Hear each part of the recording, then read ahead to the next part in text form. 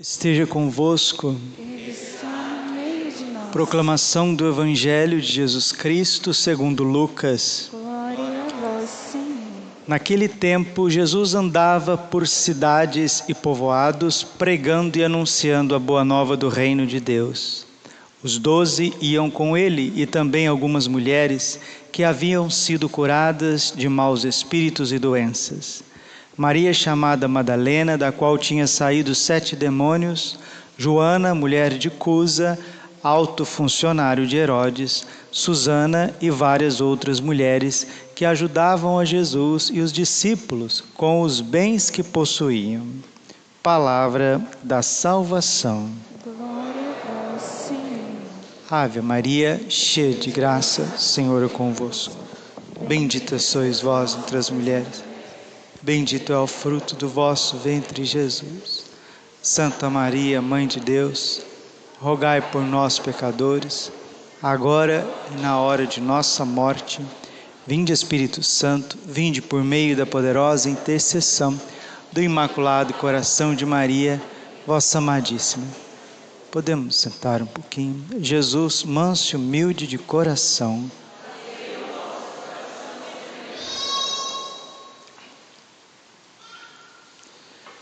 Naquele tempo, Jesus andava por cidades e povoados, pregando e anunciando a boa nova do reino de Deus.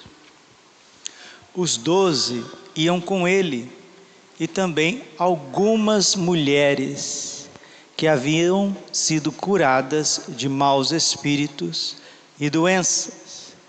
Maria, chamada Madalena, da qual tinha saído 7 demônios. Joana, mulher de Cusa, alto funcionário de Herodes. Susana e várias outras mulheres. Várias outras mulheres. Várias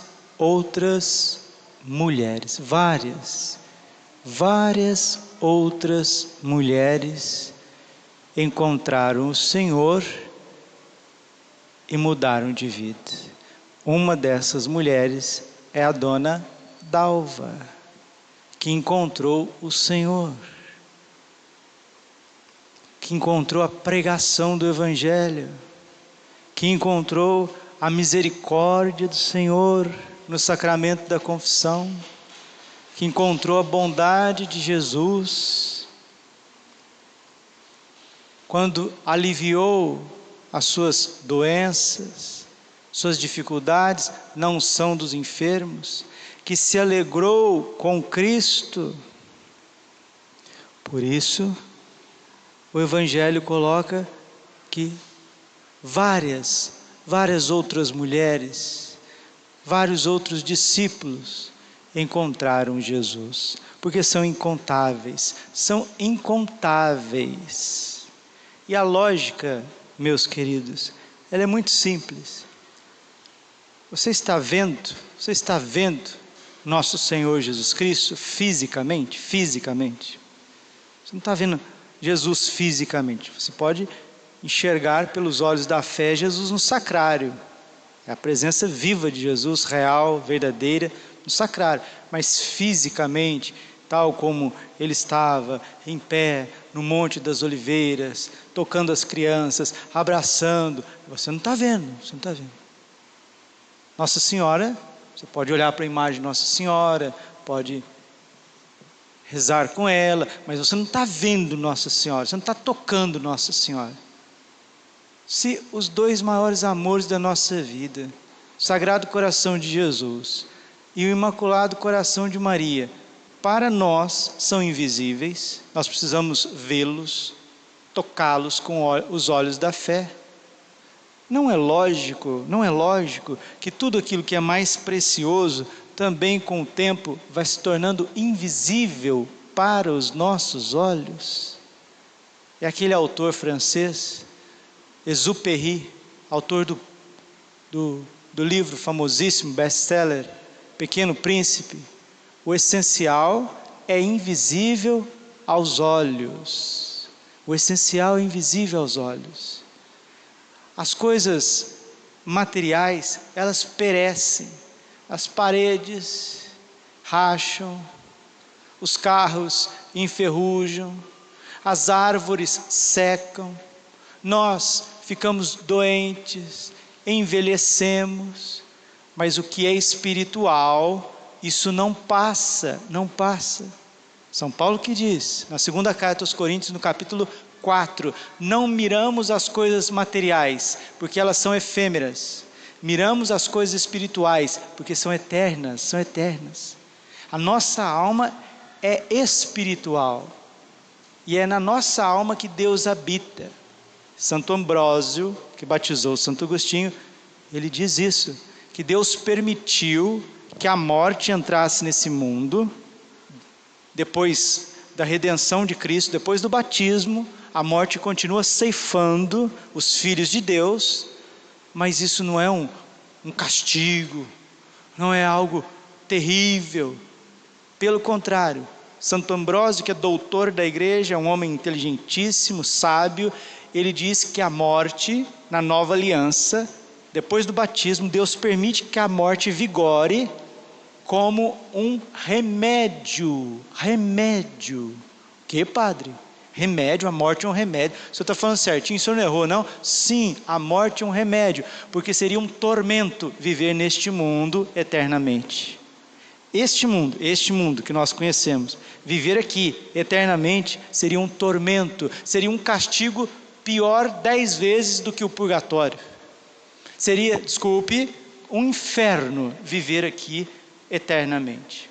Isso aqui é uma casa que está prestes a cair, viu? O planeta Terra, tal como nós estamos vendo, né? Esse chão que nós estamos pisando, esse céu que nós estamos vendo, como diz a segunda carta de São Pedro, no capítulo 3, está reservado para o fogo no dia do juízo. Isso aqui está prestes a desabar. Isso é a fé católica, isso é a fé bíblica. Então, felizes aqueles que adormeceram no Senhor, diz o livro do Apocalipse. Por isso que os santos, que têm a fé e a esperança e a caridade super desenvolvida no coraçãozinho deles, eles rejubilam com a morte. São Paulo diz em Filipenses 1:21, para mim, o viver é Cristo e o morrer é lucro. Santo Ambrósio chama a morte de remédio. São Francisco de Assis chamava morte minha irmã. Santa Teresa d'Ávila, todas as vezes que badalava o relógio no convento, às vezes as irmãs catavam ela dizendo assim, glória a Deus. O que foi, madre? 1 hora a menos nesse desterro. Quando São Carlos Borromeu ganhou um quadro da morte. São Carlos Borromeu foi bispo de Milão, grande bispo de Milão, que fundou os seminários, São Carlos Borromeu. Aí ele ganhou um quadro da morte. Aí veio, entregaram lá na sede episcopal dele, um quadro da morte com uma foice, a morte com a foice na mão. Ele falou, não, leva para o pintor de novo, fala para ele apagar essa foice e colocar uma chave bem bonita, uma chave de ouro, porque a morte me abrirá as portas do paraíso. Santa Teresinha dizia, não morro, entro na vida.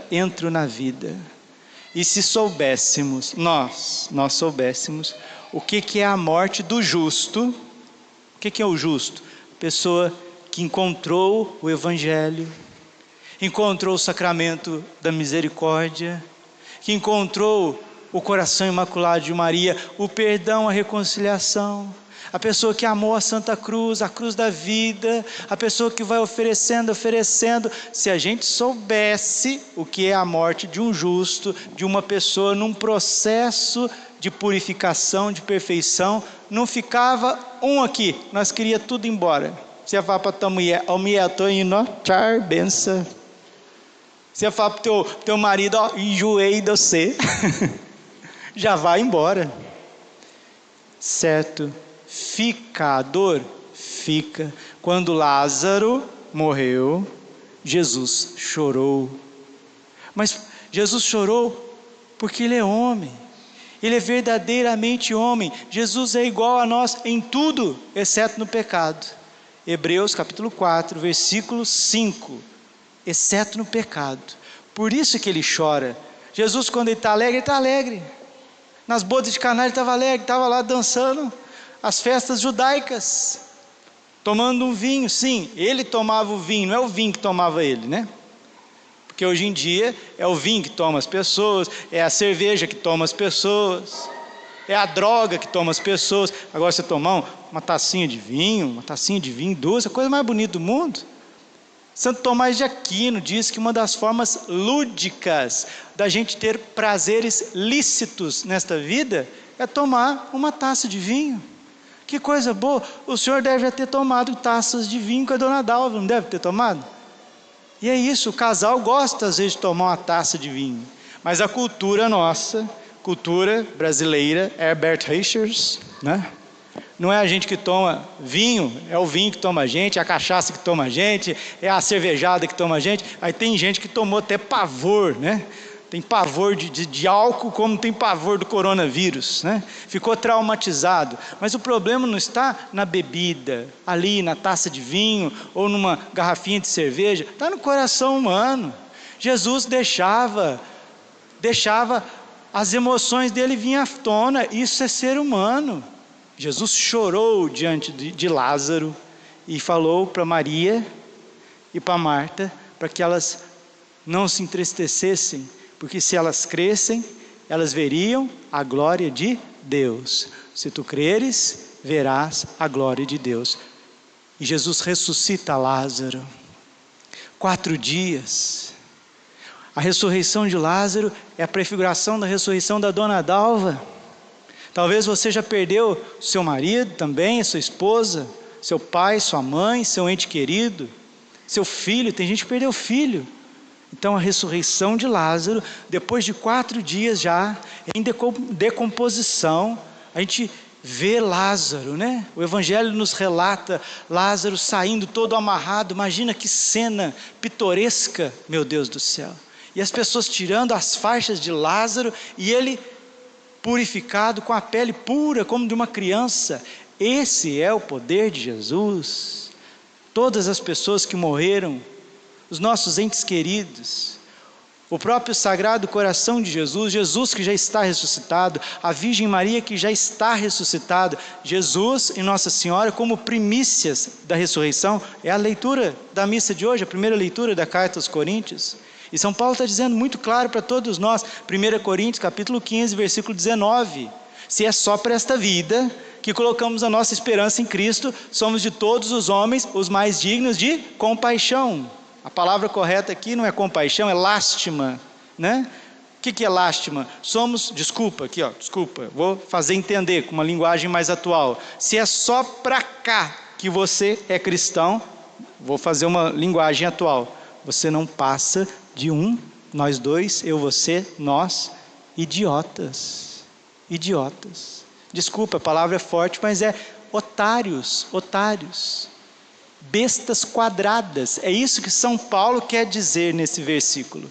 Se é só para esta vida que você foi batizado, que você comunga, que nós estamos participando desta missa, se é só para esta vida de 60 anos, 70 anos, 80 anos, de todos os seres humanos, nós somos os mais bobos. Porque, como diz São Paulo, se não tem a vida eterna, comamos e bebamos. Agora o cristão não pode fazer isso, o cristão não pode fazer aquilo, nós temos que observar os mandamentos, isso não é lícito, tudo é permitido, tudo não me convém. Para quê? Para acabar, para enterrar e acabar tudo? Virar pó e acabar tudo? Não, São Paulo está dizendo, vamos curtir a vida. Se não tem vida eterna, vamos curtir a vida, vamos viver igual os pagãos. Olha, meus irmãos, se não tivesse vida eterna, é porque Deus não existe. Se não tivesse vida eterna, é porque não tem retribuição dos justos ou punição dos injustos. Se não tivesse vida eterna, senhor Carlos, o senhor acha que eu estava celebrando essa missa aqui? Você acha que eu tinha deixado a minha Minas Gerais, 1000 metros de altitude lá na Serra da Mantiqueira, aquele friozinho o ano inteiro, úmido? Se não tivesse vida eterna, você acha que não tivesse vida eterna, talvez eu não teria construído uma família, arrumasse uma moça boa por aí? Jamais que eu seria padre, celibatário, celebrar missa. Que loucura que é essa? Eu não sou doido? Não sou maluco? Não. Só que isso aqui é simplesmente um ventre, um ventre. O planeta Terra está grávido de todos nós. E quando uma pessoa morre, chegou o parto daquela pessoa. Ela partiu desta terra, desse globo, para contemplar a glória de Deus no céu. Por isso que nós rezamos pelas almas que faleceram. Quando o Papa Inocêncio III, termino. Quando o Papa Inocêncio III morreu, era o Papa da época de São Francisco, governou a igreja por mais de 20 anos. O Papa, por permissão divina, aparece com sua alma, um espectro, na cela de uma abadesa, de uma monja beneditina na Bélgica, Santa Lutgarda. E o Papa Inocêncio III estava pedindo para Santa Lutgarda que rezasse por ele, porque ele estava sofrendo penas terríveis no purgatório por conta de 3 pecados que ele não sufragou, que ele não expiou, que ele não corrigiu em vida. Uma coisa é morrer, meus irmãos, outra coisa é ir para o céu. As pessoas acham que vão viver, graças a Deus não é o caso da dona Dalva, não é o caso, porque eu acompanhei os 2 últimos anos da vida da dona Dalva, com confissões frequentes, comunhões frequentes, lágrimas, busca, entrega, cenáculos, consagração, cuidado dos enfermos. Não é porque o seu Carlos está aqui e vocês estão aqui, não. Essa mulher caminhou num caminho de purificação para a glória de Deus. Mas se o Papa Inocêncio III ficou no purgatório, como que a gente já vai canonizando as pessoas? Não é assim não, morreu e foi para o céu. São Cláudio de Lacombeneire, diretor espiritual de Santa Margarida Maria Lacoque, morreu e foi para o purgatório. Depois apareceu para Santa Margarida Maria pedindo oração. E a mística austríaca Maria Sima, ela mostra o que leva mais as boas almas ao purgatório. Sabe o que leva mais as almas para o purgatório? Falta de perdão e murmúrio, pecado de língua. É o que mais leva as pessoas de igreja, padre, bispo, freira, gente que está à frente da igreja, gente que reza, gente que faz leitura, gente que serve. Murmuração e falta de perdão, ressentimento, as almas ficam fritando no purgatório. E Santo Tomás de Aquino diz: o maior sofrimento da terra não se compara com o menor sofrimento do purgatório. Por isso, se alguém morreu, já faz algum tempo, na tua casa, na tua família, falei que eu ia fazer essa homilia rapidinho, mas o Espírito Santo quis que falasse outras coisas, porque essas coisas são muito importantes, muito importantes. Nossa Senhora em Fátima pediu para rezar o terço todos os dias. Rezasse o terço todos os dias. Aí, a irmã Lúcia perguntou para ela: mãezinha, eu vou para o céu? Nossa Senhora falou: vai, Lúcia, você vai para o céu. Aí depois ela perguntou: e a Jacinta, Santa Jacinta, vai para o céu? Vai, a Jacinta vai para o céu. E o Francisco, São Francisco Marto, o menininho, vai para o céu? Vai, mas vai ter que rezar muitos terços. Muitos terços. E a menininha fulaninha, vai para o céu? Vai para o céu. E a Maria Amélia vai para o céu? Não. Ficará no purgatório até o fim do mundo. Você acha que Nossa Senhora está falando mentira? Você acha que Nossa Senhora está brincando? Salvação é coisa séria. Santificação da nossa alma é coisa séria. Nós estamos na Santa Missa. Santa Missa é o sacrifício de Jesus, não existe nada mais sério, santo do que isso. Às vezes pessoas sem confessar, vêm numa missa de sétimo dia, entra na procissão da comunhão, corpo de Cristo, corpo de Cristo, corpo de Cristo. Depois eu confesso.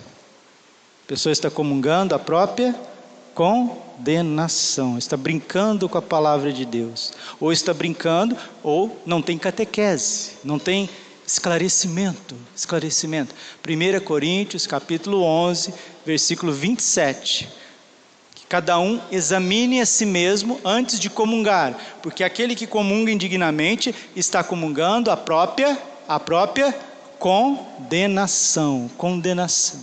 E Jesus misericordioso disse para Santa Faustina, está no Diário de Santa Faustina, no parágrafo 1385 do Diário de Santa Faustina, 1385, que tem pessoas que tratam ele na Eucaristia como se ele fosse uma coisa morta, porque comungam mal, comungam como se estivesse comendo pãozinho, comungam com pecado, com ressentimento, sem confessar. São João Bosco dizia, e eu termino: 2 armas quebram os 2 chifres do demônio: confissão frequente e comunhão frequente. Se a pessoa respeita a Deus, teme a Deus, Provérbios capítulo 1, versículo 6, o temor do Senhor é o princípio da sabedoria. Se a pessoa teme a Deus, Filipenses 2,12, trabalhai na vossa salvação com temor e tremor, reconhece os seus pecados, 1 João 1,9, se dizemos que não temos pecado, enganamos a nós mesmos, mas se reconhecemos os nossos pecados, Deus aí está fiel e justo para perdoar os nossos pecados e nos purificar de todas as iniquidades.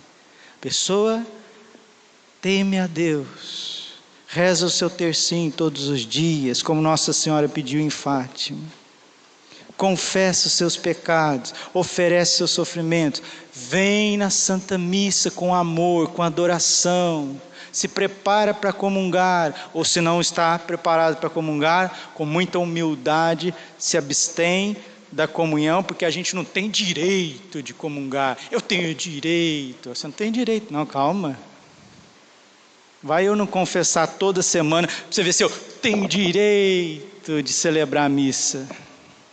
Um dia um padre está celebrando a missa, Santa Teresa d'Ávila, que era mística, Jesus mostrou para ela. A hora que o padre levantou o Santíssimo, ela viu 2 demônios com os chifres atravessados no pescoço do padre. Estava celebrando a missa em pecado mortal. Você pode brincar de carrinho, de rolemã, de pipa, brincar de balanço, agora brincar com o corpo e o sangue de Cristo, brincar com a Santa Missa, com os santos mistérios. Testemunho que por 2 anos que eu conheci a Dona Dalva, ela não brincou com Jesus. Um dia Jesus falou para Santa Ângela de Folinho, mística, franciscana, estigmatizada. Ela estava adorando Jesus na cruz. Jesus disse para ela: eu não te amei de brincadeira. Eu não te amei de brincadeira. Queres saber quanto você vale?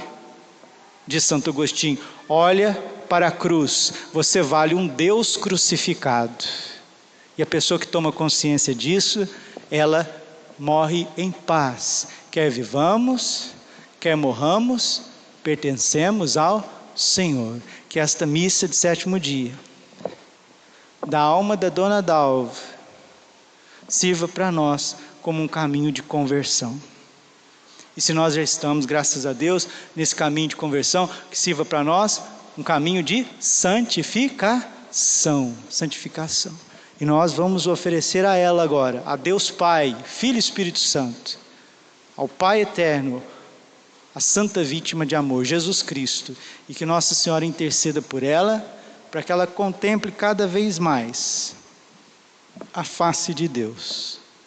Ela que terminou a sua corrida, sua carreira, sua história, sua vida, seu tempo, com muito amor. Confessou e recebeu Jesus eucarístico 2 dias antes de internar. E quando estava lá no ambulatório, no hospital, o médico disse: essa senhora que está aqui, ela é a mais serena dos pacientes. Ela é diferente. E é mesmo. Quem come a minha carne e bebe o meu sangue, permanece em mim e eu permaneço nele. A morte do justo é glória, é alegria. Nós começamos já a ver o céu, os anjos circundando, nos levando. Já falei isso 1 milhão de vezes, falo de novo. Se eu soubesse que eu ia morrer hoje, na graça de Deus, chama um padre para celebrar a missa amanhã, 6h10 da manhã. Tchau e benção para vocês. Fica tudo com Deus, vocês ficam aí com os coronavírus, fica aí com o dinheiro, fica com alegria, com a terra, vocês ficam o que você quiser. Eu quero ir para o céu, Buscai as coisas do alto. Afeiçoai-vos as coisas lá de cima, não as da terra, porque estáis mortos e a vossa vida está escondida com Cristo em Deus. Para nós ainda está escondido, para Dona Dalva já está mais revelado.